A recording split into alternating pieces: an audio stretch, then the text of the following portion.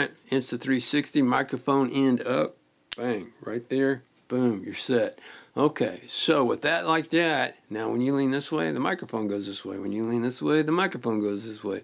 So you're always centered for your audio onto where you are. All right, boys and girls, if you're watching this video, you have the same problem that I've had. You got a great black t-shirt. You're looking like Steve Jobs. You go ahead and you take your microphone. You got one of these magnetic gizmos right here. You put it on right like this, and it hangs down and ruins that shirt, doesn't it? Does it not ruin the shirt? Yes, it does. And that's why when you saw Steve Jobs, of course, they didn't have microphones that were wireless, such good microphones that were wireless way back then. But you know, there's a downside, and that is the saggy shirt syndrome. And here's what it looks like. Let me back this mic off so you can see it. See, your shirt's kind of hanging down. You had a great shirt. You spent $6 on that shirt at Walmart, and now it's hanging down like this. And if you're a perfectionist like me, all you see is another example of the shaggy shirt, the saggy shirt syndrome. You like that? I invented that word, that little phrase. See, you can take the DJI, same thing, but worse, because it's heavier. So now you got this shirt hanging down and all that. Hey, I got the solution for you. It is the state tie of Texas. We're going to show you how to turn a Texas bolo tie into a microphone holder, a wireless mic holder, so that you don't have to worry about saggy shirt syndrome anymore. Watch this video. I'll come back at the end, show you how it looks and how it works, and like and subscribe while you're at it. Alright guys, to make your own bolo microphone tie, it's really simple. It's just a question of having the materials you need, which include the leather cord, and you need a clasp. They're usually made out of nickel or nickel plate. They're non-magnetic. And a steel washer, the key to the whole thing. This is a one-step process, people. All you got to do is have JB weld 2-part. You're going to take the JB weld, you're going to weld the washer to the clasp to make it magnetic. That's what we're after. All right, here we go. Right now, mix this JB weld in a way that will turn the mixed part gray. You want a good, even gray color. If you are a photographer or videographer, you know what color gray is. Here we go.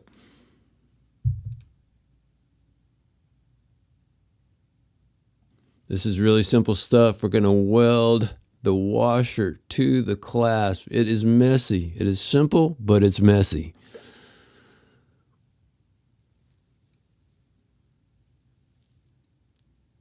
What happens is this stuff dries really fast, so you will be pressed for time once you get the washer onto the clasp. At first it'll slide around, but then quickly it dries and it is done. This is your final clasp. All you have to do now is thread your leather braided cord through the back of the clasp. Whatever color you choose, black or brown. Maybe there's a gold or silver out there too if you want to bling it up some. But we're on the final approach here, and as simple as it is, hey, it works fantastic and is kind of low tech when you think about it. It holds an Insta360 magnetic, and it also will probably hold just about any magnetic wireless mic that you've got. As long as it's got a magnet on it, it's going to grab a hold of that steel washer and not let go, unless you knock it off. But otherwise, it's there to hold, and it's in the right position the entire time. Alright guys, you've seen everything that goes into making a Bolo microphone holder. Now let me show you how it actually works in practice. This is mine. I use these.